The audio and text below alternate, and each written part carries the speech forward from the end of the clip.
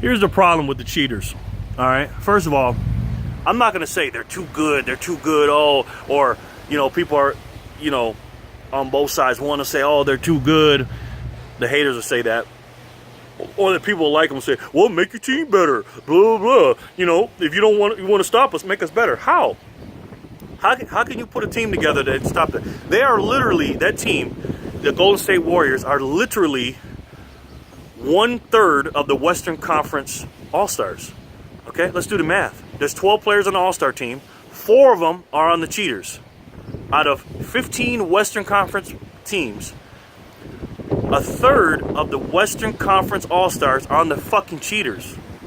And Andre Iguodala is a former All-Star. You know what I'm saying? So do the fucking math, people. Like, come on. You got the 2 best shooters on the same team. You got one of the best, if not the best, all-around player in black-ass Draymond Green in the West, other than probably Kawhi Leonard, all-around player. And then you got Horace Grant Durant, who can't nobody stop.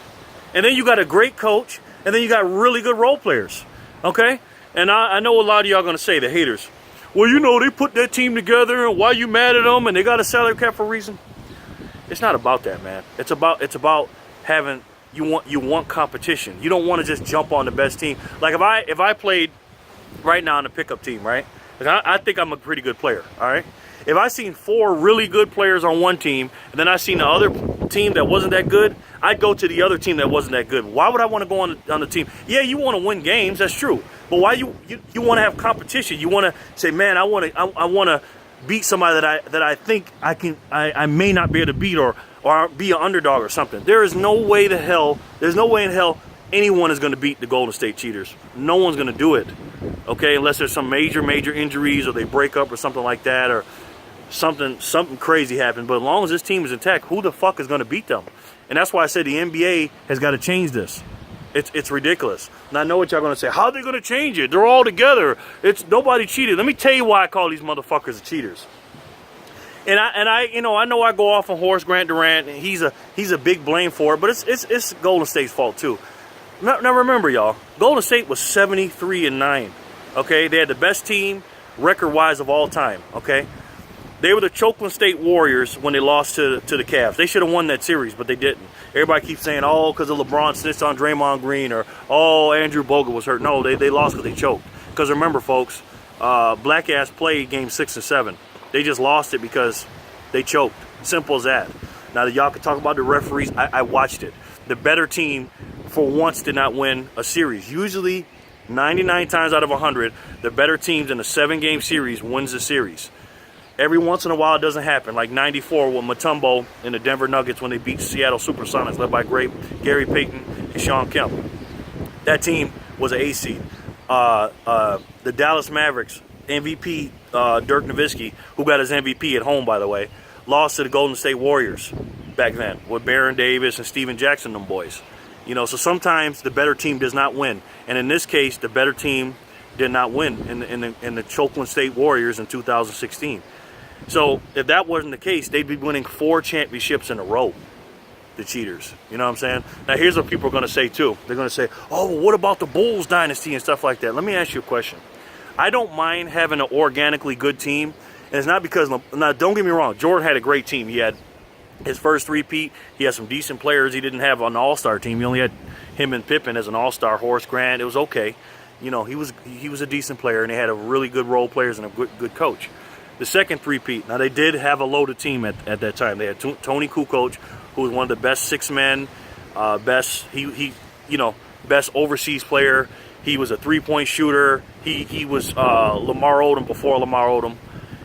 They obviously had Dennis Rodman, one of the best rebounders of all time in the modern day era. Obviously, Bill Russell and Wilt Chamberlain were better rebounders. And then you had Ron Harper, who was a little bit past his prime. And then you got Jordan, Pippen, and the rest of the role players. And they always had a 3-headed monster at the center. I didn't have a problem with that team because they built that team organically. They didn't go and say, oh, man, you know what? Let me take the best scorer in the league. I know Jordan was the best scorer, so I didn't take the best or second best scorer in the league and put him over here, and then the best shooter. It's just stupid, man. You know what I'm saying? And Horace Grant Durant is a bitch, and I explained this already. And here's why both sides are bitches to me. Okay, when the cheaters won or lost and choked 3-1, they were having problems with LeBron James at that time. They couldn't stop. They still can't stop him. But with Harrison Barnes, who couldn't hit the side of a barn at the time, they said, "Man, we got to do something about this." So they went and begged, flew to the what was it, the Himalayas or the what is it, the five what you know what island they went to where Horace Grant Durant was at, and they flew to him, the whole damn team basically, the quote unquote best players, and Steve Kerr went over there begging him, and Horace Grant Durant accepted that, you know, and to me the reason why I call him a snitch is because when they was down 3-1, the Oklahoma City Thunder, it's a little windy out here, the Oklahoma City Thunder, because he gave up the lead and he was texting Draymond Green during the series. What kind of bitch shit is that, man? So anyways, so they both needed each other. Horace Grant Durant said, "Man, I need Golden State because I can't beat Golden State and I can't beat LeBron, so I'll join them, the overpowered team." And I guess the Oklahoma State Warriors said, "Man, the only reason we won that first year is because of Kevin Love and one of the role players were hurt, and we can't stop LeBron James, so we need Horace Grant Durant." And the rest is history. They formed a literally super team. And let me tell you something, for all the people that think the Miami Heat, yeah, I said it, the Miami Heat is the same as the Golden State Cheaters. It's not. I'm going to tell you some huge differences. First of all, the Miami Heat weren't 73-9 the year before. That's number one.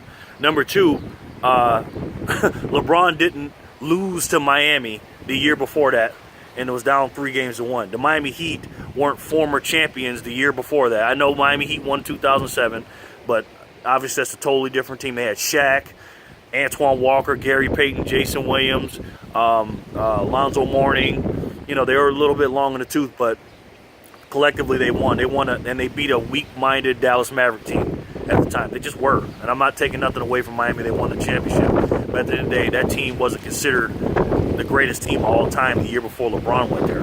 And I'll give Boston Celtics credit this. When Boston beat LeBron James that year before he went to Miami, there would be no way in hell that Kevin Garnett, Paul Pierce, Ray Allen, and Rondo would have accepted LeBron to come there. They wouldn't have did that. LeBron wouldn't have went to them, and they would have said, "Fuck you, LeBron. We want to beat you. You ain't coming to us." And that's the difference between LeBron and Durant and the Boston Celtics and the fucking Golden State Cheaters. So the Miami Heat wasn't nowhere near. Now, don't get me wrong. They dominated the league for 4 years. They went to the finals twice. They should have won 3 championships out of 4. LeBron laid an egg in 2011. We all know this. But the big difference between the Cheaters and the Miami Heat, because I called them the Cheat back then, is they didn't have the best record in the league. LeBron didn't run to a team that beat him. The reason why he joined up with the Miami Heat, which, by the way, salary cap was crazy back then. They didn't have a point guard or center. Remember that. And I look at my old videos. They barely had a bench, and they had basically a young new coach. They didn't have a Steve Kerr. The difference is Boston Celtics had a big four at that time.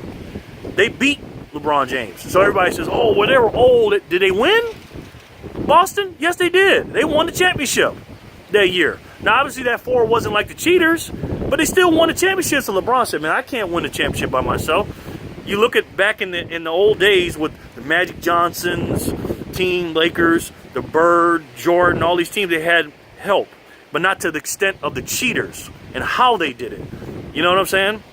They had great players organically that they brought up. They didn't say, "Man, I'm going to pick the best scorer. I'm going to pick the best this and that and put them on one team." They didn't do that like Horace Grant Durant and them. So don't give me that shit about the Cheaters are the same as the Miami Heat. They're not, folks. So the NBA's fucked up. The Cheaters are going to win for the next, I don't know, 3, 4, 5 years. They're going to break all the records, but I give them motherfuckers no respect. I see them niggas running around screaming and hollering. For what? Because you joined and got on a bomb squad, an OP squad, and you're beating everybody? You're supposed to do that. And this is without Iguodala, by the way. So don't give me that garbage that the Miami Heat are the same as the Cheaters, because they're not. LeBron James did not do the same thing as Horace Grant Durant. I got no respect for Horace. I couldn't beat him, join him Durant. No respect for black-ass Draymond Green. I like Steph Curry, and I like Klay Thompson a little bit. Well, actually, I don't like Klay Thompson. He be talking all that bullshit. Steph Curry's all right for me. Steph Curry's cool. You know what I mean? You know, but basically all of them are bitches at the end of the day. I like Steve Kerr, though. All right? So let me know what you think. You guys think the Miami Heat and the Golden State Golden State Cheaters are the same, let me know. Are the cheaters fucking up the NBA? There's no parity whatsoever. Every single year, you know who's going to win. There's no fucking drama. Yeah, the NBA in the regular season's cool, and you watch the rookies and the storylines and shit like that. But at the end of the fucking day, meaning at the end of the season, everybody knows who's going to fucking win. Okay, I'm going to give you a spoiler alert for the next 3-4 years. The cheaters are going to win the championship. Let me know what you think. If you agree with me what I say, hit the like button and tell me why. If you disagree, hit the dislike button and tell me why. You already know. I don't give a damn. Holla at your boy. Peace.